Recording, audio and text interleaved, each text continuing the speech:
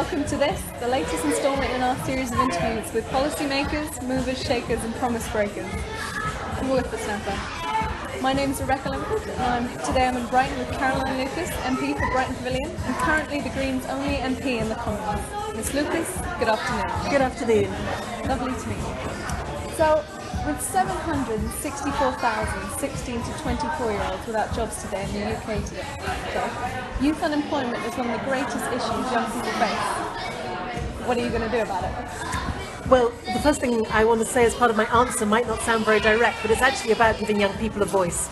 So one of the key policies that my party stands for is to give the vote to 16-year-olds. We think that it's really important that young people are involved and engaged in their future. Lots of them care hugely about small p politics, maybe not party politics sometimes, but absolutely they care about issues like unemployment and jobs and so forth. And so the first thing is about giving people a voice, I think. When it comes to the Green Party's policies on getting young people into employment, well, first of all, we would reinstate EMA, the Educational Maintenance Allowance. That was a really crucial way of getting people to have the training that they need and deserve in order to be able to find a decent job. So that will be something that we would bring back. I think we would like to see a massive expansion of apprenticeships. And that means asking and making it mandatory on the bigger companies to provide more apprenticeships for young people. We would scrap tuition fees altogether, and sometimes people say, well, that's a very ambitious claim, how would you do that? But there is a proposal actually that's put forward by the UCU, the University College Union, called a business education tax, and it would just be a small tax on the 1% biggest companies, an increase in corporation tax of a small amount, so the corporation tax would still be below the OECD average in Britain. But if you did that, you'd have enough money to get rid of tuition fees completely, and what you could do then is also get some money going back into the universities from the state, as it were. So we think it's really important that young people are not saddled with up to £45,000 of debt when they start their careers. So that's an important part of the answer as well. And finally, I think our policies to challenge austerity are crucial here. The Greens are just about the only nationwide party that is absolutely challenging not just the harmfulness of George Osborne's austerity agenda, but also the economic rigour of it. We know that it's not working even in its own terms economically, and it's having a massive negative impact socially. And so we believe that we should be investing in jobs, getting people back into work, getting their taxes going back into the revenue. So we would want to see a massive expansion of affordable house building, for example, a massive expansion of properly insulating homes, and all of those would be incredibly jobs rich. Okay, thank you. How would you personally reduce political apathy among the young? I personally, I think if it's what one person can do, I hope that one of the messages that I always have is that individuals can make a difference. Sometimes you look at the state of the planet, the Earth as we have it, and the problems are all so huge, you kind of think, what on earth could an individual do? And yet we know through history that it's always been collections of individuals that have come together and really made a difference. There's a lovely quote from Alice Walker who said that the most common way that people give away their power is by believing that they don't have any. And that, I think, is such an important thing to remember, that we do all as individuals have power, whether that's power in the marketplace, political power, power over our elected representatives, through the kind of scrutiny you're giving me now. So believing in power is a crucial part of it. In terms of our policies, as I say, 16-year-olds having the vote, I think, would engage people more in the political system, changing the voting system so it's not first past the post, which means that in so many constituencies you have safe seats, and the same party person is going to get back in decade after decade because no other party gets a look in. I think making Parliament look more like the people it's meant to represent, more women, more people from ethnic minorities, more people with disabilities, just open the place up, breathe a breath of fresh air in there, I think. Okay. Why, with a 12% drop in Green votes and 57% disapproval rating according to a Comrades poll, do you think the Green Council in Brighton is so unpopular? I think the Green Council in Brighton has had a bad press. There are some things that it's done that I haven't agreed with, and that's been very public. For example, I did think that they put parking charges up too far and too fast, and I think the way they dealt with the bin strike wasn't as great as it could have been. But having said both of those things, actually, if you look at its record for the past 4 years, I think they've done an incredible job in really difficult circumstances. But the trouble is, not many people know about some of the wonderful things they've done. So one of the first policies of the Green administration was to put in practice one of our policies, which is about reducing the differential between the highest paid and the lowest paid in any given organisation. We think inequality is a really damaging thing in our society. So, for example, in Brighton and Hove City Council, the chief executive and the leader of the council took a pay cut, and that money was used to give people on the lowest salaries in the council a pay rise. Now, hardly anybody knows about that because they didn't make a big enough song and dance about it. The living wage has been an absolute priority for the council, for the Greens, and as a result we now have the highest number of private sector companies signed up to living wage outside of London. If you look at the economy, it's thriving. In terms of, for example, the number of tourists that come for overnight stays is up at a record level. The number of business startups is one of the highest in Britain. It's doing some really good work, and the trouble is that really because of the bin strike, I guess, was the turning point, and that bin strike was not a random attack on refuse workers, as it has sometimes been portrayed to be. It was the result of an incredibly difficult problem that previous administrations had left untouched, which was that the council needed to equalise the allowances paid to predominantly male workers in the refuse team and predominantly female workers, for example, in school kitchens. And ideally you would do that by raising the allowances of the women. Greens proposed an increase in council tax. Labour and the Tories voted it down, so there was no extra money. So the only thing they could do was to try to negotiate with the refuse workers to work more hours to receive the same allowances. Clearly not popular, but if they hadn't have got the allowances into alignment, not only would that been kind of morally wrong, but also there were big court cases. For example, Birmingham City Council had to pay millions in compensation to women workers for not having had their allowances properly fixed across the council. So it was a problem that previous administrations had left. The Greens had the courage to take it on and had to take it on, and ultimately did address it. So I think they had a bad press, and it's nice to have the opportunity to try and put some of that straight. Oh, you get to fight your corner now. Absolutely. Recycling in Brighton has slipped to a new low under the Greens, with only 25.8% of waste reused. This means the Green City Council comes 302nd of 326. Is it possible that the Greens aren't so green? I think that there are stories behind the figures. I mean, I would be the first to say that I'm not proud of those figures. I don't think anybody is. But actually, recycling now is higher than it was under the previous Labour administration. The bin strike undoubtedly made people not have confidence in the recycling provided by, or the refuse system generally provided by the council. So it's a question now of rebuilding confidence and trust. And since Christmas, at least, there's been a 10% increase in recycling. They're rolling out the communal recycling bins, and they have been more popular than the individual bins, where quite often it never works with the lid being put on top, and the seagulls get hold of it, and it's a complete mess, and you've got to somehow find somewhere in your flat to put it, or your room. So they are turning it around. The bin strike certainly wasn't helpful. In terms of comparing it to some other councils, a lot of councils collect green waste. A lot of councils in rural areas will collect garden waste, and that will make it look as if they're collecting far more waste. And it seems very odd, really, to combine dry waste, your plastic bottles and tins and so forth, with your garden waste, and to call that the same thing. And obviously Brighton, being very inner city and urban primarily, doesn't have huge amounts of garden waste, and therefore there isn't a garden waste collection. So the figures sometimes are a little bit skewed, but I think they are turning the corner and making it better. Turning the corner. Yeah. Why do you want to harm small and medium businesses by restricting Britain's economic growth?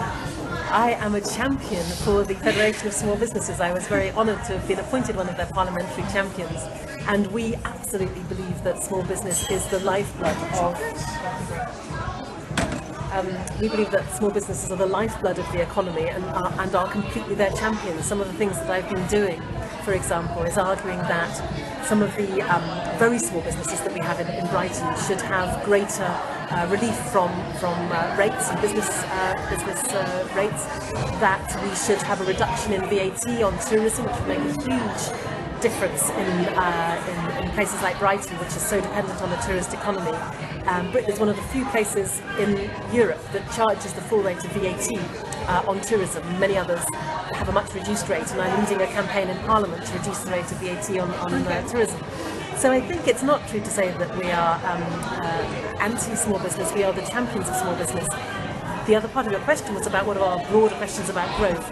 And certainly it's true that we think that on a planet of finite resources and a growing population, it's clear that we cannot sustain a situation where every single part of our economy in every single country of the world is based on a 3 or 5% growth rate. Simply, we don't have the environmental resources to have that kind of growth, and we certainly don't have the space to put the waste associated with it.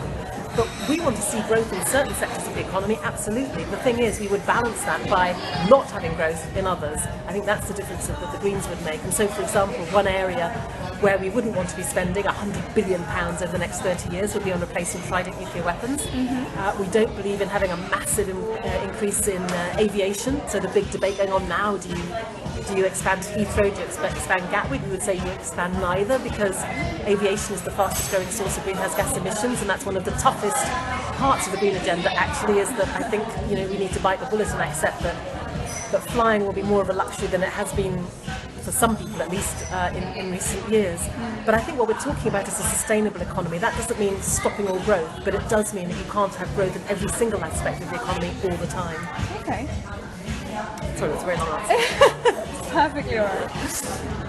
You've said you want to tax superstar performances. So what exactly do you have against Beyonce? I have nothing against Beyonce, but what we are talking about is how to put more resources into our arts and music scene generally.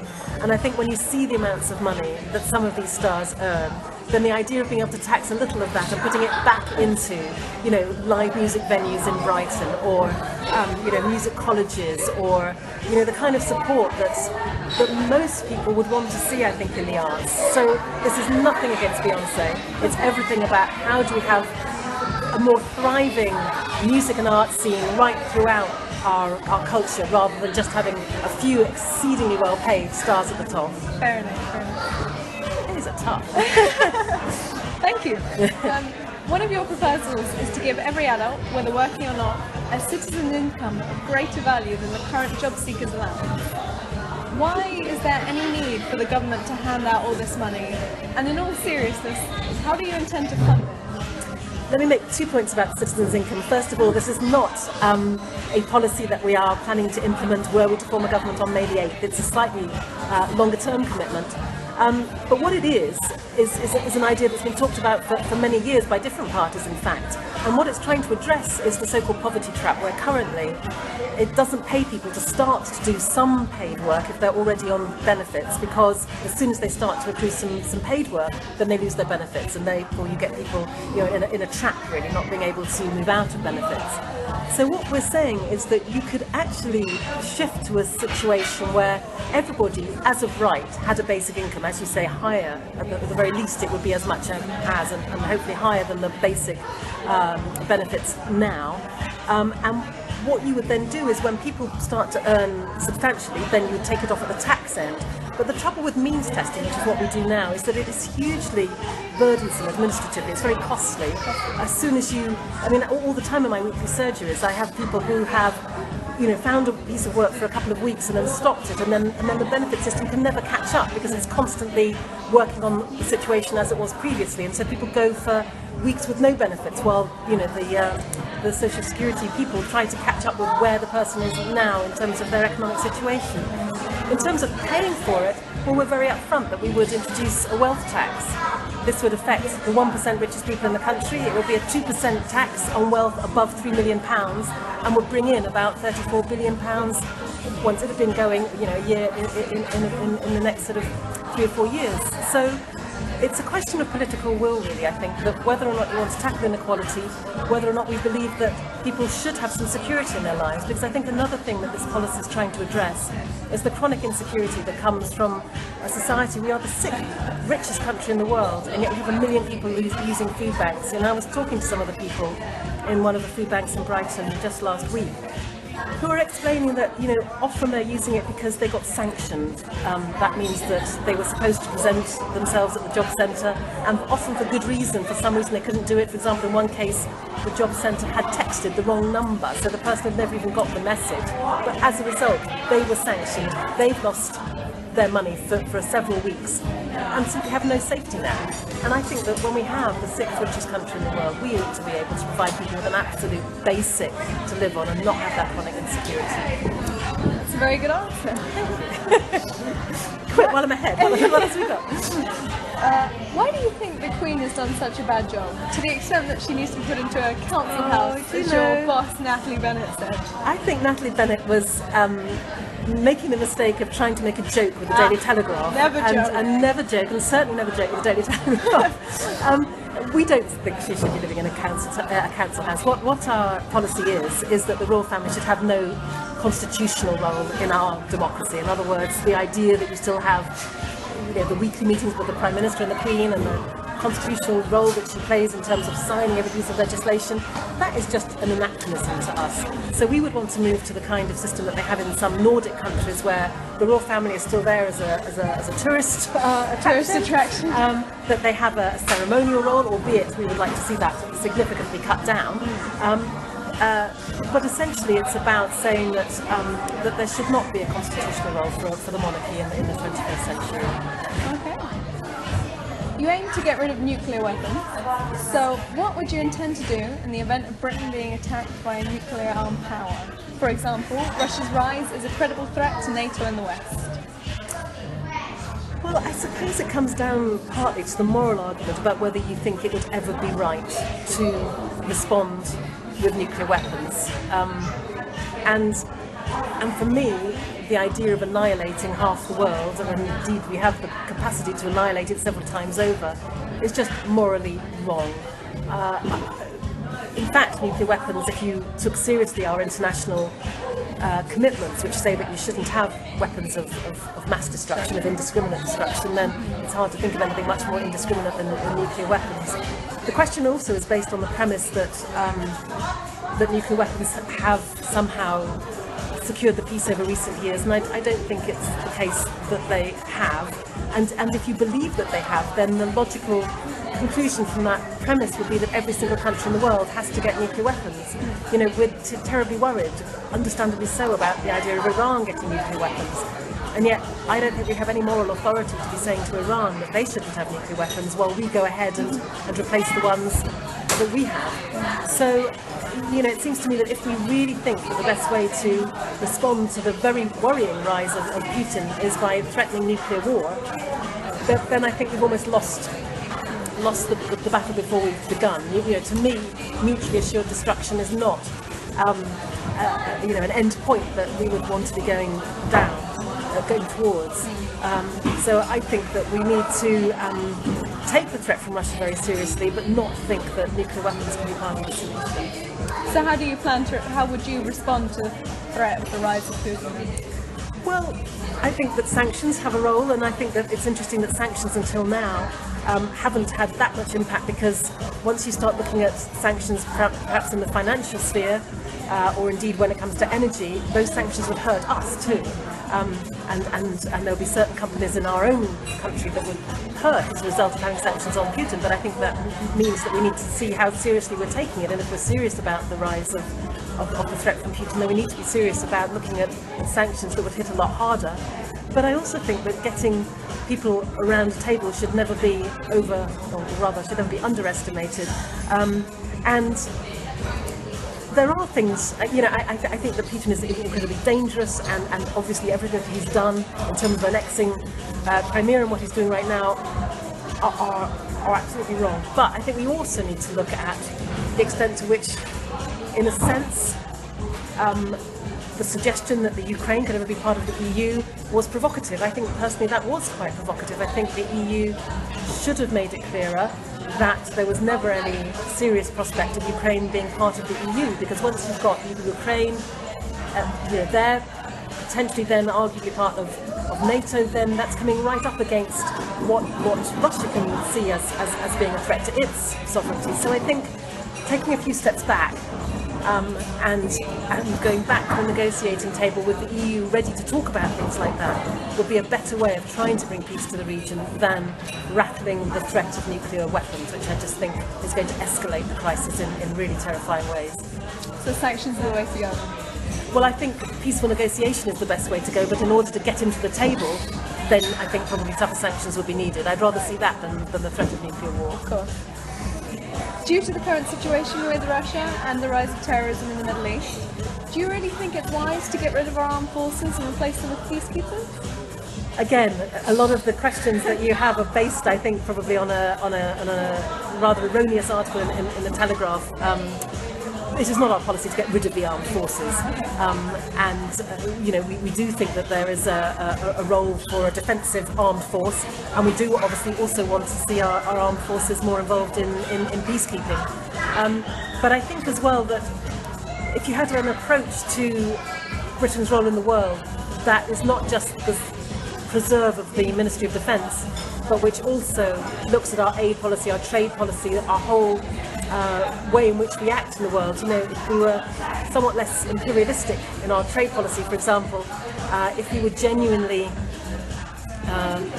reaching out to some of the most troubled countries in the world in a more supportive way, rather than through things like the war in Iraq, then I think we could build a greater commitment to peace right across our government policy, rather than thinking that we just have business as usual and then when things go wrong you bring in the army.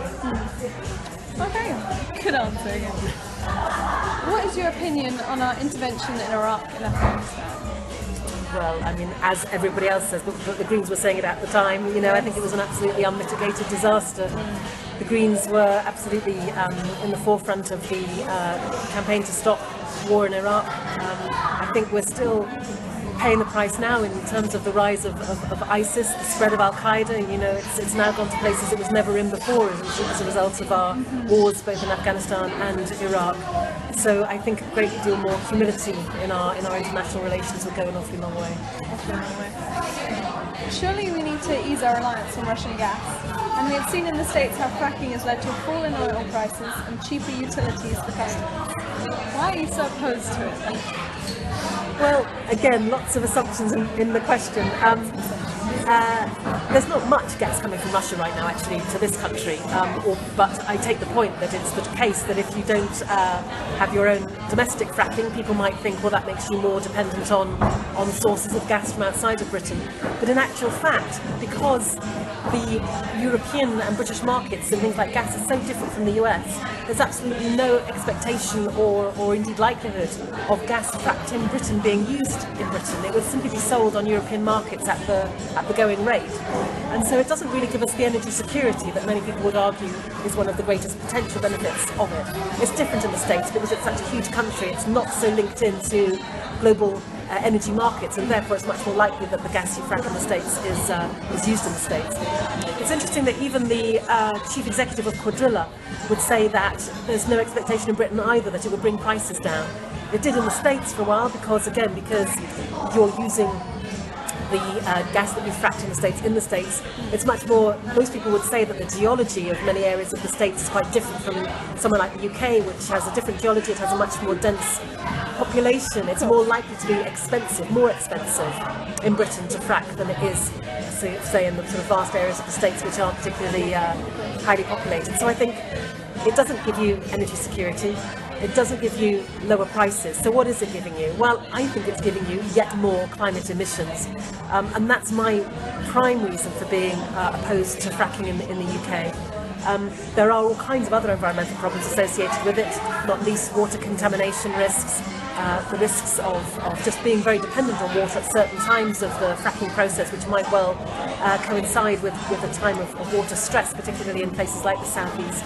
But for me, the biggest concern is that it's about setting up a whole new fracking, a whole new gas industry, a whole new fossil fuel industry at exactly the time we need to be weaning ourselves off fossil fuels. And although I'm not suggesting that we could tomorrow turn off the gas that's coming in from other countries, I think it's far more likely that we would be able to turn that off and stop it when our own renewable energy is at a greater capacity than if we have invested massively in a homegrown gas industry. Then we have to say to them, no, well actually we've now decided we're going to have renewables, thank you very much. No one is going to invest on that basis. So instead of giving these huge subsidies and enticements to the fossil fuel companies to be getting more fossil fuels out of the ground at precisely the time when we know as well that we need to leave 80% of known fossil fuels in the ground if we're to have any hope of avoiding 2 degrees warming. Instead of doing that, we should be going all out for renewables, much more energy efficiency. Yes, a small amount of gas will still be required, but I would far rather have that coming in from Norway, for example, for a short period, rather than, as I say, a whole new industry in this country. Would you like to take a drink? Yes, I realised I've kept you talking for a while. Have a little break and just check check that the camera's alright and everything. Do you think the sound's alright? That's what's worrying me. Shall I check? Just check, Yeah, sure. It's a shame to have to do it all over again. Yeah. Believe me, I'm not trying to trip you up. One aim of the Green Party is to decriminalise the possession of drugs. Have you, at any point in your life, ever taken any illegal substances, Miss Lucas? Well, The floor's yours. The floor's mine. You know, I have smoked a bit of cannabis when I was very young, but not very much. But you know, this isn't about what people's backgrounds are particularly. What it's about is harm reduction, and I think that the war on drugs isn't working, and it's not just me. There are people from the UN downwards think that the war on drugs isn't working. It's certainly not working in places where, like Mexico, where the war on drugs is literally a war and people are dying all the time because of the gangs who now basically are in control of drugs. But even if you look like somewhere in Brighton, by treating people who have drug addictions as criminals rather than people that have health problems, I think we make it less likely that they will receive the help and the support that they need. And so I think if you started from the perspective of saying how do we reduce the harm that's associated with some drug use, then I think it would be clearer that criminalising it simply drives it underground. When we were campaigning, we had someone campaigning alongside us, an amazing woman called Anne-Marie Coburn, whose only daughter, actually, Martha, was age 15, and she took half a gram of MDMA and died. And one of the points that her mother makes is that by criminalising the whole of drugs, then nobody actually knew what was in that so-called half a gram of MDMA. You know, it's the contamination of drugs quite often which make them so very harmful. Deadly cocktail. Exactly. And so let's first of all move to a situation where you're decriminalising the personal use of drugs, and then let's look at moving carefully and in the longer term towards a regulated system, because I've got kids, and my kid would say when he was 17, for example, he would say it would be much easier for him to get drugs. He can make 2 phone calls and get drugs easily, whereas if he wanted to get hold of alcohol, it was much more difficult. You have to prove you're over 18, you have to go to certain places to get it.